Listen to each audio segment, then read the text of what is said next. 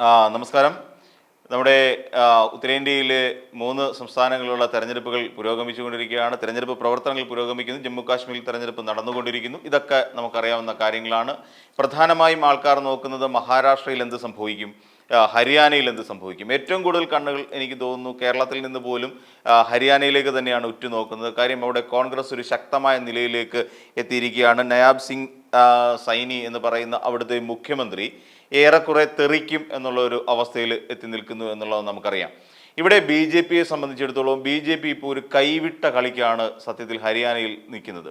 എങ്ങനെ മുന്നോട്ട് പോകും, എങ്ങനെയൊക്കെ ചോദ്യങ്ങളെ പ്രതിരോധിക്കണം, ഏതെല്ലാം തരത്തിൽ ഈ ഉയരുന്ന പ്രതിഷേധങ്ങൾക്ക് എതിരെ പറയണം എന്നൊന്നും അറിയാൻ വയ്യാത്ത ഒരു അവസ്ഥയിലാണ് ഇപ്പോൾ സത്യത്തിൽ ഹരിയാനയിലെ ബി ജെ പി എന്ന് പറഞ്ഞാൽ. നിലവിട്ട് പല കയ്യാങ്കളിയും ശ്രമിച്ചുകൊണ്ടിരിക്കുകയാണ്. ഒന്നാമത്തെ കാര്യം നമുക്കറിയാം, അവിടെ കർഷക പ്രക്ഷോഭങ്ങളെ അടിച്ചമർത്തിയ രീതി വളരെയധികം മോശമായി പോയി. അവിടെ യുവാക്കൾ തൊഴിലില്ലായ്മയിൽ കിടന്ന് നരകിക്കുന്നത് അവിടുത്തെ സർക്കാർ കണ്ടില്ലെന്ന് നടിക്കുകയാണ്, കണ്ടിട്ടും കണ്ടില്ല എന്ന് നടിക്കുകയാണ്. അപ്പം അവിടുത്തെ സാധാരണക്കാർ അനുഭവിക്കുന്ന നിരവധി പ്രശ്നങ്ങൾ, ഗോ രക്ഷയുമായി ബന്ധപ്പെട്ട് അവിടെ നടക്കുന്ന കൊലപാതകങ്ങൾ, 2-3 കൊലപാതകങ്ങൾ അവിടെ ഇതുവരെ നടന്നു കഴിഞ്ഞു. അപ്പം സാധാരണക്കാർക്ക് ഒരു തരത്തിലും ജീവിക്കാൻ കഴിയാത്ത ഒരവസ്ഥയിലൂടെയാണ് മുന്നോട്ട് പോയിക്കൊണ്ടിരിക്കുന്നത് നമുക്കറിയാം. അപ്പം ഈ ഒരു സാഹചര്യത്തിൽ ബി ജെ പിയെ സംബന്ധിച്ചിടത്തോളം, നയാബ് സിംഗ് സൈനി എന്ന് പറയുന്ന മുഖ്യമന്ത്രിയെ സംബന്ധിച്ചിടത്തോളം ഇനി ഒരു നിലനിൽപ്പ് വളരെയധികം പ്രയാസമാണ്. കാര്യം അദ്ദേഹത്തെ പോലും, അദ്ദേഹത്തിൻ്റെ മണ്ഡലമായ ലാഡ്വ എന്ന് പറയുന്ന മണ്ഡലത്തിൽ പോലും അദ്ദേഹം എത്തിയപ്പോൾ അവിടെ നിന്നുള്ള പ്രവർത്തകരുടെ ചോദ്യങ്ങൾക്ക് മുമ്പിൽ അദ്ദേഹം പകച്ചു പോവുകയാണ് ഉണ്ടായത്. ആ ചോദ്യങ്ങളെ പ്രതിരോധിക്കാൻ കഴിയുന്നില്ല. എന്ത് ചെയ്തു നിങ്ങൾ? ഞങ്ങൾ സാധാരണക്കാർക്ക് വേണ്ടിയിട്ട് നിങ്ങൾ എന്ത് ചെയ്തു? ഇവിടുത്തെ യുവാക്കൾക്ക് വേണ്ടി നിങ്ങൾ എന്ത് ചെയ്തു? ഇവിടുത്തെ കർഷകർക്ക് വേണ്ടി നിങ്ങൾ എന്ത് ചെയ്തു? നമുക്കറിയാം, അഗ്നിവീർ എന്ന് പറയുന്ന ഒരു പദ്ധതിയിലൂടെ ഇവിടുത്തെ സൈനിക മേഖലയിൽ ഉണ്ടാക്കിയ ഒരു കരാർവൽക്കരണം, ഇതിനെതിരെ ശക്തമായ ഒരു പ്രതിഷേധമാണ്. അപ്പം ഇവരുടെ കർഷകരുടെ ഒരു മിനിമം താങ്ങുവില എന്ന് പറയുന്ന ഒരു ആവശ്യത്തിന് നിയമപരിരക്ഷ ആവശ്യപ്പെട്ടുകൊണ്ട് ഇവർ നിരന്തരം സമീപിച്ചിരുന്നു. പക്ഷേ അവിടെയും കർഷകരെ വഞ്ചിക്കുന്ന സമീപനം. അപ്പോൾ ഇവിടുത്തെ തൊഴിലില്ലായ്മ എന്ന് പറയുന്ന ഭീകരമായ പ്രശ്നം. അപ്പോൾ ഇതെല്ലാം ചോദ്യങ്ങൾ ഉയർത്തുകയാണ് അവിടുത്തെ ജനങ്ങൾ മുഖ്യമന്ത്രിക്കെതിരെ. അപ്പോൾ അതിനെയൊക്കെ പ്രതിരോധിക്കാൻ മുഖ്യമന്ത്രി എന്നുള്ള നിലയിൽ നിന്നുകൊണ്ട് അദ്ദേഹത്തിൻ്റെ ജനപ്രീതി ആ മണ്ഡലത്തിൽ എന്നുള്ളതല്ല, ഹരിയാനയിൽ മൊത്തത്തിൽ ഇടിഞ്ഞു താണു. അതിലൂടെ സംഭവിച്ചത് ബി ജെ പി എന്ന് പറയുന്ന പാർട്ടിക്ക് വലിയധികം വിള്ളലുണ്ടായി എന്ന് തന്നെ നമുക്ക് കരുതേണ്ടി. കഴിഞ്ഞ ദിവസം നമുക്കറിയാവുന്ന പോലെ കോൺഗ്രസിന് എതിരെ കോൺഗ്രസ് പ്രവർത്തകർ തന്നെ ചില വെളിപ്പെടുത്തൽ നടത്തിയിരുന്നു. അത് ഏറ്റവും കൂടുതൽ മുന്നിലേക്ക് കൊണ്ടുവന്നത് ഈ പറയുന്ന ബി ജെ പിയുടെ IT സെൽ ആയിരുന്നു. എന്നാൽ അതേസമയം ബി ജെ പിക്കെതിരായി ഉണ്ടാകുന്ന പല കാര്യങ്ങളും പുറത്തേക്ക് വരുന്നില്ല എന്നുള്ളതും ഇതിനിടയിൽ ചോദ്യമായി തന്നെ നിലനിൽക്കുകയും ചെയ്യുന്നുണ്ട്. ഈ സാഹചര്യത്തിലാണ് ഇപ്പം നമുക്കറിയാവുന്ന പോലെ അദ്ദേഹത്തെ പിടിച്ച് നയാബ് സിംഗ് സൈനി എന്ന് പറയുന്ന മുഖ്യമന്ത്രിയെ വഴിയിൽ തടഞ്ഞു. യുവാക്കളല്ല, അവിടുത്തെ ജനങ്ങൾ വഴിയിൽ തടഞ്ഞു. അവിടെ അദ്ദേഹത്തെ കരിങ്കൊടി കാട്ടി, നിങ്ങളിവിടെ ഉണ്ടാകരുത്, നിങ്ങൾ ഈ പ്രദേശത്ത് ഈ പറയുന്ന തെരഞ്ഞെടുപ്പ് പ്രചാരണവുമായി ഇവിടെ വരരുത് എന്നുള്ള താക്കീതായിരുന്നു ആ കരിങ്കൊടി കാട്ടൽ. അപ്പോൾ ഈ രീതിയിലെല്ലാം അവിടുത്തെ മുഖ്യമന്ത്രിയെ താറടിച്ചുകൊണ്ടിരിക്കുകയാണ്. അവിടെ ഭിവാനി എന്ന് പറയുന്നൊരു മണ്ഡലം വളരെയധികം ശ്രദ്ധ നേടുന്നുണ്ട്. ഇപ്പോൾ ഭിവാനിയെ സംബന്ധിച്ചിടത്തോളം ഓം പ്രകാശ് എന്ന് പറയുന്ന ഒരു CPM-ന്റെ ഒരു നേതാവാണ് അവിടെ സ്ഥാനാർത്ഥിയായിട്ട് മത്സരിക്കുന്നത്. അവിടെ ചില സംഭവ വികാസങ്ങളൊക്കെ ഉണ്ടായി. JJP എന്ന് പറയുന്ന ജനനായകൻ ജനതാ പാർട്ടി എന്ന് പറയുന്ന JJP അവിടെ ശക്തമായ നിലയിൽ ഈ പറയുന്ന ഓം പ്രകാശിന് പിന്തുണ പ്രഖ്യാപിച്ചുകൊണ്ട് ഒപ്പമുണ്ട്. അവിടെ പറയുന്നത് നമുക്കറിയാം, ബ്രാഹ്മണ വിഭാഗങ്ങളും ജാട്ടു വിഭാഗങ്ങളും പുനിയും അതോടൊപ്പം തന്നെ രജപുത് വിഭാഗങ്ങളാണ് അവിടെ ശക്തമായ നിലയിൽ നിൽക്കുന്നത് എന്ന് നമുക്കറിയാം. അപ്പോൾ അവിടുത്തെ പ്രചരണത്തിൽ അവിടെ ഈ പറയുന്ന ബ്രാഹ്മണ രജപുത് വിഭാഗങ്ങളിൽ പോലും വോട്ടിൽ വിള്ളലുണ്ടായിരിക്കുന്നു. അതായത് പ്രധാനമായും ഈ ബ്രാഹ്മണ വിഭാഗവും ഈ പറയുന്ന രജപുത് വിഭാഗവും അവിടെ സപ്പോർട്ട് ചെയ്തുകൊണ്ടിരിക്കുന്നത്, പിന്തുണ പ്രഖ്യാപിച്ചുകൊണ്ടിരുന്നത് മിക്കപ്പോഴും BJPക്കായിരുന്നു. എന്നാൽ BJPയുടെ ആ വോട്ടിൽ പോലും വിള്ളലുകൾ ഉണ്ടാക്കാൻ ഇവർക്ക് കോൺഗ്രസിനോ അല്ലെങ്കിൽ ഈ പറഞ്ഞ ഇന്ത്യ മുന്നണിയെ പോലൊരു മുന്നണിക്ക് സാധിച്ചു. അതിൻ്റെ ഭാഗമായി JJP അടക്കമുള്ള പാർട്ടികൾ ഇപ്പോൾ CPM-ന് പിന്തുണ പ്രഖ്യാപിച്ചുകൊണ്ട് ഭിവാനിയിൽ CPM നേതാവായ സ്ഥാനാർത്ഥിയായ ഓം പ്രകാശിന് എല്ലാ പിന്തുണയും നൽകിയിരിക്കുകയാണ്. അതിനിടെ മറ്റൊരു കാര്യം കൂടെ സംഭവിച്ചു. അവിടെ വിമതന്മാർ, അതായത് എല്ലാ മണ്ഡലങ്ങളിലും കൂടെ ഏകദേശം 10 വിമതന്മാർ അവിടെ മത്സരിക്കുന്നുണ്ട്. ഈ 10 വിമതന്മാരെല്ലാവരും പത്രിക പിൻവലിച്ചു എന്നുള്ളതാണ്. അതിൽ നമ്മൾ ശ്രദ്ധിക്കേണ്ട കാര്യം, 5 കോൺഗ്രസ് വിമതന്മാരാണ് ഭിവാനി എന്ന് പറയുന്ന മണ്ഡലത്തിൽ പ്രാദേശിക നേതാക്കളായിട്ടുള്ളവർ പത്രിക പിൻവലിച്ചത്. അവരാരൊക്കെ നമുക്ക് നോക്കിക്കഴിഞ്ഞാൽ സ്വാതി ഭരദ്വാജ്, ശങ്കർദാസ്, ജയകുമാർ, നീല അഗർവാൾ, അഭിജിത് സിംഗ് തുടങ്ങിയ ആൾക്കാരാണ് അവർ ഈ പറയുന്ന പത്രിക പിൻവലിച്ചുകൊണ്ട് ഓം പ്രകാശിന് എല്ലാവിധ പിന്തുണയും പ്രഖ്യാപിച്ചിട്ടുള്ളത്. അപ്പോൾ ഇങ്ങനെയുള്ള ഒരു സാഹചര്യത്തിൽ ഓം പ്രകാശ് ഉയർത്തുന്ന ജാതിക്കല്ല പ്രാധാന്യം, ജനങ്ങൾക്കാണ് പ്രാധാന്യം എന്നുള്ള ഒരു ശക്തമായ മുദ്രാവാക്യം ഉയർത്തിക്കൊണ്ടാണ് അവർ നിൽക്കുന്നത്. അപ്പം അതായത് ഈ JJP ഇപ്പോൾ ഉയർത്തിക്കൊണ്ടിരിക്കുന്നത് അനിൽ ശർമ്മ എന്ന് പറയുന്ന JJPയുടെ നേതാവ് വളരെ ശക്തമായൊരു നീക്കമാണ് അവിടെ നടത്തുന്നത്.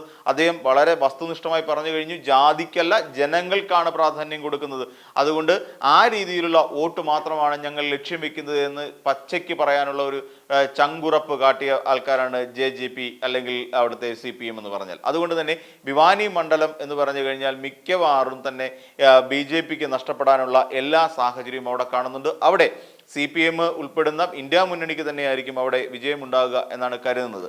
നമുക്കറിയാം ഒട്ടുമിക്ക മണ്ഡലങ്ങളിലും ശക്തമായ ഒരു പ്രതിഷേധം നടന്നു വരികയാണ്. ഒരു മണ്ഡലത്തിൽ നമുക്കറിയാവുന്ന പോലെ അവിടുത്തെ സ്ഥാനാർത്ഥിയെ വെള്ളക്കെട്ടിൽ ഇറക്കി നിർത്തി. കാര്യം അവിടെ ഗ്രാമപ്രദേശത്തുള്ളവരെ മഴ ബാധിച്ചതോടുകൂടി അവർക്ക് വേണ്ടി ഒന്നും ചെയ്തു കൊടുക്കാൻ സർക്കാരിന് കഴിഞ്ഞില്ല.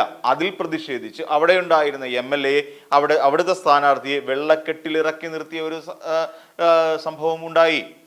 അപ്പോൾ അവർ ഉയർത്തുന്ന ചോദ്യം മറ്റൊരു കാര്യം എന്ന് വെച്ച് കഴിഞ്ഞാൽ, തനിക്ക് വോട്ട് ചെയ്തില്ലെങ്കിൽ അവിടുത്തെ ഒരു സിറ്റിംഗ് MLAയുടെ ഭീഷണിയാണ്, തനിക്ക് വോട്ട് ചെയ്തില്ല എങ്കിൽ അവിടെ നിങ്ങളെ ജോലിയിൽ നിന്ന് പിരിച്ചുവിടും. ഇതൊക്കെയാണ് വോട്ട് ചെയ്യിക്കാൻ വേണ്ടി ജനങ്ങളെ കൊണ്ട് BJPക്ക് വോട്ട് ചെയ്യിക്കുക എന്നുള്ള ലക്ഷ്യത്തോടു കൂടി അവർ പറയുന്ന ചില കാര്യങ്ങളാണ്. തൊഴിലിൽ നിന്ന് പിരിച്ചുവിടുക, ജോലിയിൽ നിന്ന് പിരിച്ചുവിടുക. ഇതൊരു എന്ത് ഗുണ്ടായുസമാണോ സത്യത്തിൽ തെരഞ്ഞെടുപ്പ് അല്ലെങ്കിൽ ഈ പറയുന്ന ഒരു സർക്കാർ എന്ന് പറഞ്ഞു കഴിഞ്ഞാൽ? അല്ല. അതോടൊപ്പം തന്നെ പിന്നെ ആഭ്യന്തരമന്ത്രി ആയിരുന്ന അദ്ദേഹത്തെയാണ് അംബാലയിൽ തടഞ്ഞത്. അദ്ദേഹത്തെ മുൻ ആഭ്യന്തരമന്ത്രിയെ തന്നെയാണ് ഈ വെള്ളക്കെട്ടിൽ ഇറക്കി നിർത്തിയത്. അതൊക്കെ നമ്മൾ ശ്രദ്ധിക്കാം. പിന്നെ അതോടൊപ്പം തന്നെ മറ്റൊരു കാര്യം നമ്മൾ ശ്രദ്ധിക്കേണ്ടത്, പഞ്ചാബ് അതിർത്തിയിൽ ഒരു കർഷകനായ ശുഭ്കരൺ സിംഗിനെ വെടിവെച്ചു കൊന്നു. അപ്പം ഇതൊക്കെ ചെയ്തത് ഹരിയാനയിലെ BJP ഭരിക്കുന്ന കാലഘട്ടത്തിലാണ്. നമ്മളത് ആലോചിച്ച് നോക്കുക. അപ്പോൾ ഇതെല്ലാം സംഭവിച്ചത് BJP ഭരിക്കുന്ന കാലഘട്ടത്തിലാണ്. അപ്പോൾ തൊഴിലില്ലായ്മ വർദ്ധിച്ചു, അവിടെ ഈ പറയുന്ന പോലെ ഈ കരാർവൽക്കരണം കൊണ്ടുവന്ന് യുവാക്കളെ കഷ്ടപ്പെടുത്തുന്നു. അപ്പം ഇങ്ങനെ തുടങ്ങി നിരവധി പ്രശ്നങ്ങൾ, നീറുന്ന പ്രശ്നങ്ങൾ ജനങ്ങൾക്ക് അവിടുത്തെ സർക്കാരിനോട് സംവദിക്കാനുണ്ട്. എന്നിരുന്നിട്ട് പോലും ഇതൊന്നും കേൾക്കാതെ ഈ പറയുന്ന പോലെ നിങ്ങൾ എന്നെ വിജയിപ്പിച്ചില്ലെങ്കിൽ ജോലിയിൽ നിന്ന് പിരിച്ചുവിടും, അവിടെ ഞങ്ങൾ മതങ്ങളെ പ്രോത്സാഹിപ്പിക്കും, ഇവിടെ ഗോരക്ഷ എന്ന് പറയുന്ന ഒരു പ്രത്യേക നിയമം അവിടെ നടപ്പിലാക്കും, അതിനെ ശക്തമായി കൊണ്ടുവരും. അപ്പോൾ മനുഷ്യൻ എവിടെ? നമ്മൾ എപ്പോഴും ചോദിക്കുന്ന എവിടെയാണ് മനുഷ്യൻ? അവിടെ ജീവിക്കുന്ന സാധാരണക്കാരെവിടെ? അവിടുത്തെ സ്ത്രീകൾക്ക് എന്ത് പരിരക്ഷയുണ്ട്? അവിടുത്തെ യുവാക്കൾക്ക് എന്ത് പരിരക്ഷയുണ്ട്? ഈ 3 നേരം മൃഷ്ടാന്നം കഴിക്കാൻ വേണ്ടി നമുക്ക് ഒരുക്കി തരുന്ന കർഷകർക്ക് എന്ത് പരിരക്ഷയാണ് അവിടെ ഉള്ളത്? ഇതൊന്നുമില്ല. കർഷകർ പ്രതിഷേധിച്ചാൽ അവരെ വെടിവെച്ചു കൊല്ലുക എന്ന് പറയുന്ന ഒരു നമുക്കറിയാം ശുഭ്കരൺ സിംഗിന്റെ അവസ്ഥ നമുക്കറിയാം. അപ്പോൾ അങ്ങനെയുള്ള നീചമായ, നിന്ദ്യമായ, ജനവിരോധം നിറഞ്ഞു നിൽക്കുന്ന ജനവിരുദ്ധമായ നടപടികളുമായിട്ടാണ് BJP അവിടെ മുന്നേറിയത്. അതുകൊണ്ട് തന്നെ BJPയെ സംബന്ധിച്ചിടത്തോളം ഹരിയാനയിൽ നിലതെറ്റിയ അവസ്ഥയാണ്. അതുകൊണ്ട് തന്നെയാണ് കോൺഗ്രസ് സ്ഥാനാർത്ഥിയായ വാഹന വ്യൂഹത്തിന് നേരെ ഒരു അക്രമം അഴിച്ചുവിടാൻ അവർ തയ്യാറായത്. അവിടുത്തെ സിറ്റിംഗ് MLA ആയ കൽക്ക എന്ന് പറയുന്ന മണ്ഡലത്തിലെ സിറ്റിംഗ് MLAയുടെ പ്രദീപ് ചൗധരിയുടെ വാഹന വ്യൂഹത്തിന് നേരെ വെടിവെക്കുകയാണ്. അദ്ദേഹത്തിന്റെ സഹായിക്ക് 2 തവണയാണ് വെടിയേറ്റ് അദ്ദേഹം ഇപ്പോൾ വളരെ ഗുരുതരമായ ഒരു അവസ്ഥയിൽ കഴിയുകയാണ്. അപ്പോൾ തങ്ങൾക്ക് അനുകൂലമല്ലാത്തവരെ അല്ലെങ്കിൽ തങ്ങളെ പ്രതികൂലിച്ച് നിൽക്കുന്ന, തങ്ങളെ എതിർത്ത് നിൽക്കുന്നവരെ ഇല്ലായ്മ ചെയ്യുക എന്ന് പറയുന്ന ഒരു രീതിയിലൂടെ BJP കടന്നു പോകുന്നുണ്ടോ എന്ന് നമ്മൾ സംശയിക്കേണ്ടിയിരിക്കുന്നു. എന്തുകൊണ്ട് കൽക്കയിലെ ആ നേതാവിന് അല്ലെങ്കിൽ ആ സിറ്റിംഗ് MLA പ്രദീപ് ചൗധരിയെ എന്തുകൊണ്ട് അദ്ദേഹത്തിന്റെ വാഹന വ്യൂഹത്തിനെതിരെ വെടിവെച്ചു? അതിൻ്റെയൊക്കെ അർത്ഥം തങ്ങളെ എതിർക്കുന്നവരെ, തങ്ങളുടെ ശത്രുക്കളെ, രാഷ്ട്രീയ ശത്രുക്കളെ ഏത് വിധേനയും ഇല്ലായ്മ ചെയ്യുക. ഇനി അതൊക്കെ കൊണ്ട് മാത്രമേ ഹരിയാനയിൽ വോട്ട് നേടി അവിടെ വിജയിക്കാൻ കഴിയൂ എന്നുള്ള ഒരു സിദ്ധാന്തം അല്ലെങ്കിൽ അങ്ങനെയുള്ള ഒരു വിശ്വാസം അവരിലേക്ക് അടിച്ചേൽപ്പിക്കപ്പെട്ടു എന്ന് വേണം നമുക്ക് കരുതാൻ. അപ്പം ഇങ്ങനെയെല്ലാം വളരെ നിലതെറ്റിയ ഒരു അവസ്ഥയിലൂടെ BJP ഹരിയാനയിലൂടെ സഞ്ചരിച്ചു കൊണ്ടിരിക്കുന്നു. എന്ത് ആണെങ്കിലും ഞാൻ നേരത്തെ സൂചിപ്പിച്ച പോലെ നയാബ് സിംഗ് സൈനി എന്ന് പറയുന്ന മുഖ്യമന്ത്രിയെ അവിടെ വെച്ച് തകർന്നിരിക്കുകയാണ്. അദ്ദേഹത്തിന് ഇനി യാതൊരു പ്രാധാന്യവും ഹരിയാന രാഷ്ട്രീയത്തിലില്ല. അതോടൊപ്പം തന്നെ BJPയിൽ നിന്ന് കുറേയധികം ആളുകൾ കോൺഗ്രസ് പോലെയുള്ള പാർട്ടികളിലേക്ക് കുടിയേറുന്നുണ്ട്, ചേക്കേറുന്നുണ്ട്. അപ്പം ഇങ്ങനെയെല്ലാം BJPക്കുള്ള ഒരു പ്രാതിനിധ്യം ഹരിയാന എന്ന് പറയുന്ന സംസ്ഥാനത്ത് കുറഞ്ഞു വരുന്ന ഒരു സാഹചര്യമാണുള്ളത്. അതുകൊണ്ട് തന്നെ ഏറെ ഭയപ്പാടോടുകൂടി തന്നെയാണ് ഈ പറയുന്ന BJP അവിടെ ഈ വരാൻ പോകുന്ന ഇലക്ഷനെ നേരിടുന്നത്. ഈ വീഡിയോ നിങ്ങൾക്ക് ഇഷ്ടമായാൽ ലൈക്ക് ചെയ്യുക. കൂടുതൽ വീഡിയോകൾക്കായി യോഗനാഥം ന്യൂസ് ചാനൽ സബ്സ്ക്രൈബ് ചെയ്യുക.